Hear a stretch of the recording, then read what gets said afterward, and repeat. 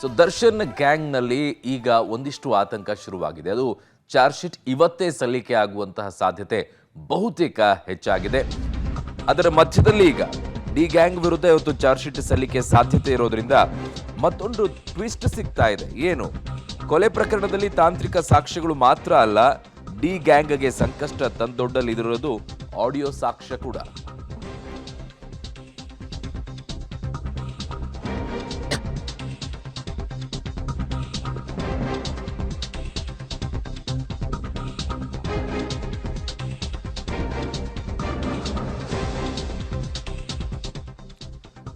ಅಂತಿಮ ಹಂತದಲ್ಲಿ ರೇಣುಕಾ ಕೊಲೆ ಕೇಸ್ ತನಿಖೆ ಬಂದು ತಲುಪಿದೆ. ಡಿ ಗ್ಯಾಂಗ್ ವಿರುದ್ಧ ಇವತ್ತು ಚಾರ್ಜ್ ಶೀಟ್ ಸಲ್ಲಿಕೆ ಸಾಧ್ಯತೆ ಇದೆ. ರೇಣುಕಾ ಕೊಲೆ ಕೇಸ್ಗೆ ಈಗ ಮತ್ತೊಂದು ಟ್ವಿಸ್ಟ್ ಸಿಗ್ತಾ ಇದೆ. ಅದೇನು ಅಂದ್ರೆ, ಕೊಲೆ ಪ್ರಕರಣದಲ್ಲಿ ತಾಂತ್ರಿಕ ಸಾಕ್ಷ್ಯಗಳು ಅಷ್ಟೇ ಅಲ್ಲ, ಡಿ ಗ್ಯಾಂಗ್ಗೆ ಸಂಕಷ್ಟವನ್ನ ತಂದಿರೋದು ಆಡಿಯೋ ಸಾಕ್ಷ್ಯ. ಈಗ ಇಬ್ಬರು ಆರೋಪಿಗಳ ಸಂಭಾಷಣೆಯ ರಿಟ್ರೀವ್ ಅನ್ನ ಮಾಡಿಕೊಂಡಿದ್ದಾರೆ. ಕ್ರೈಮ್ ಹಿನ್ನೆಲೆಯುಳ್ಳ ಕಾರ್ತಿಕ್ ಜೊತೆಗೆ ಸಂಪರ್ಕದಲ್ಲಿದ್ದು ದೀಪಕ್ ರೇಣುಕಾಸ್ವಾಮಿಯ ಶವ ಬಿಸಾಡೋದಕ್ಕೆ ಮಾತುಕತೆಯನ್ನ ಮಾಡಿರುವಂತ ಆಡಿಯೋ ಈಗ ಆಚೆ ಬರ್ತಾ ಇದೆ. ಒಂದು ದೊಡ್ಡ ಕೆಲಸ ಇದೆ ಬಾ, ನಮ್ಮಿಬ್ಬರ ಭೇಟಿ ಯಾರಿಗೂ ಕೂಡ ಗೊತ್ತಾಗಬಾರ್ದು, ಹೀಗಂತ ಫೋನ್ ಕರೆಯಲ್ಲಿ ಮಾತುಕತೆಯನ್ನ ಮಾಡ್ತಾರೆ. ಈಗ ಆ ಎಲ್ಲ ಆಡಿಯೋನ ರಿಟ್ರೀವ್ ಮಾಡಲಾಗಿದೆ. ಅವ್ರ ಮೊಬೈಲ್ಗಳೇನಿತ್ತು ಆ ಮೊಬೈಲ್ನಲ್ಲಿ ಇವರೇನೇ ಡಿಲೀಟ್ ಮಾಡಿದ್ರು ಕೂಡ ಅದನ್ನು ರಿಟ್ರೀವ್ ಮಾಡಿ ಆಡಿಯೋ ಸಂಭಾಷಣೆಯನ್ನ ಆಚೆ ತೆಗೆದಿದ್ದಾರೆ. ಅದರ ಪರಿಣಾಮವಾಗಿ ಒಂದು ದೊಡ್ಡ ಕೆಲಸ ಇದೆ ಬಾ, ನಮ್ಮಿಬ್ಬರ ಭೇಟಿ ಯಾರಿಗೂ ಗೊತ್ತಾಗಬಾರ್ದು. ಸೊ ರೇಣುಕಾಸ್ವಾಮಿಯ ಶವ ಬಿಸಾಡೋದಕ್ಕೆ ಮಾತುಕತೆಯನ್ನು ನಡೆಸಿರುವಂಥ ಆಡಿಯೋ ಈಗ ಪೊಲೀಸರ ಕೈ ಸೇರಿರೋದ್ರಿಂದ ಇದು ಮತ್ತೊಂದು ಸಾಕ್ಷ್ಯವಾಗಿ ಪರಿಗಣಿಸಲಿದೆ. ಕಾರಣ ಇಲ್ಲಿಯವರೆಗೂ ಕೂಡ FSL ರಿಪೋರ್ಟು, ಸಾಕ್ಷಿಗಳು, ಸಿ ಕ್ಯಾಮ್ರಾಗಳ ಫುಟೇಜ್ಗಳು ಇವೆಲ್ಲವೂ ಕೂಡ ಇತ್ತು.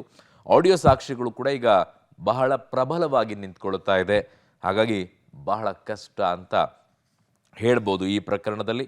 ಬಟ್ ಇವತ್ತು ಚಾರ್ಜ್ ಶೀಟ್ ಸಲ್ಲಿಕೆ ಆಗೋದಾದರೆ ದರ್ಶನ್ ಆರೋಪಿಯಾಗಿ ಯಾವ ಸ್ಥಾನದಲ್ಲಿರ್ತಾರೆ ಅನ್ನೋದನ್ನು ನೋಡಬೇಕು.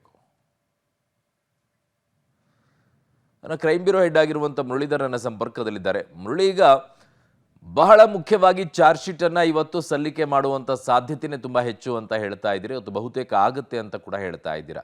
ಇವತ್ತು ಎಷ್ಟರ ಮಟ್ಟಿಗೆ ಪ್ರಾಮುಖ್ಯತೆಯನ್ನು ಪಡೆದುಕೊಳ್ಳುತ್ತೆ ಚಾರ್ಜ್ ಶೀಟ್, ಮತ್ತೆ ಯಾವ ರೀತಿಯಲ್ಲಿ ಈ ಆರೋಪಿಗಳಿಗೆ ಕಂಟಕವಾಗಿ ಪರಿಣಮಿಸಲಿದೆ, ಮತ್ತೆ ಏನೆಲ್ಲ ಸಾಕ್ಷಿಗಳು ಈಗ ಹೊಸದಾಗಿ ಸೇರ್ಪಡೆ ಆಗ್ತಾ ಇದೆ?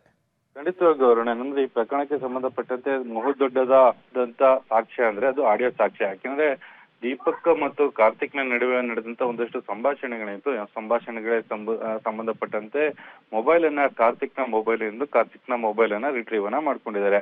ಆದ್ರೆ ನಾವು ಲೈವ್ ಸಾಕ್ಷ್ಯ ಅಂತೇಳಿ ಪರಿಗಣಿಸಬಹುದು ಅಂತ ಹೇಳಿ ಈ ತನಿಖಾಧಿಕಾರಿಗಳು ಇದನ್ನ ಹೇಳ್ತಾ ಇರುವಂತದ್ದು. ಯಾಕಂದ್ರೆ ಬೇರೆ ಬೇರೆ ಸಾಕ್ಷ್ಯಗಳೇನಿತ್ತು ಆ ಸಾಕ್ಷ್ಯಗಳಲ್ಲಿ ರಕ್ತದ ಕಲೆ ಪತ್ತೆ ಆಗಿದೆ, ಜೊತೆಗೆ ಒಂದಷ್ಟು CDR ಗಳಿರ್ಬೋದು, ಜೊತೆಗೆ ಅವರ ಪ್ರೆಸೆನ್ಸ್ ಇರ್ಬೋದು, ಮತ್ತು DVR ನಲ್ಲಿ ರಿಟ್ರೀವ್ ಆದಂತ ವಿಡಿಯೋ ಫುಟೇಜಸ್ ಗಳಿರ್ಬೋದು. ಅದರ ಜೊತೆಗೆ ಇದು ಒಂದು ಪ್ರಮುಖವಾದ ಸಾಕ್ಷ್ಯ ಇರುವಂತದ್ದು. ದೀಪಕ್ ಒಂದು ಮಾಹಿತಿಯನ್ನ ಕಾರ್ತಿಕಿಗೆ ಫೋನ್ ಮಾಡಿ ಹೇಳ್ತಾನೆ. ಕಾರ್ತಿಕಿಗೆ ಫೋನ್ ಮಾಡಿ ಹೇಳಿದ ಸಂದರ್ಭದಲ್ಲಿ ಒಂದು ದೊಡ್ಡ ಕೆಲಸ ಇದೆ, ಆ ಕೆಲಸವನ್ನ ಮುಗಿಸ್ಕೊಡ್ಬೇಕು ನೀನು ಅಂತ ಹೇಳುವಂತದ್ದು. ಅದ್ರ ಬಗ್ಗೆ ಮಾತುಕತೆಯನ್ನ ಕೆಲವೊಂದು ನಿಮಿಷಗಳ ಕಾಲ ಮಾಡಿದ್ದಾರೆ. ಅಂದ್ರೆ 2 ರಿಂದ 3 ನಿಮಿಷಗಳ ಕಾಲ ಒಂದು ಆಡಿಯೋ ಕ್ಲಿಪ್ಪಿಂಗ್ ಈಗ ಪೊಲೀಸರ ಕೈಗೆ ಸೇರಿರುವಂತದ್ದು. ಇದು ದೊಡ್ಡ ಮಟ್ಟದ ಸಾಕ್ಷ್ಯ ಮತ್ತು ದೊಡ್ಡ ಮಟ್ಟದ ತಿರುವನ್ನ ಕೊಡುವಂತ ಸಾಧ್ಯತೆಗಳು ಇರುವಂತದ್ದು.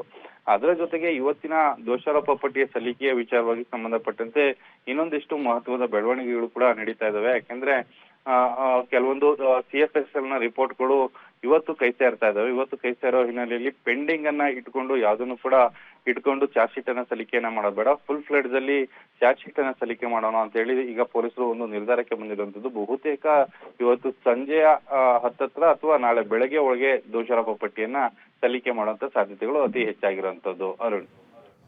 ಓಕೆ ಮುರಳೀಧರ್, ನಿಮ್ಮೆಲ್ಲ ಮಾಹಿತಿಗೆ ಧನ್ಯವಾದಗಳು.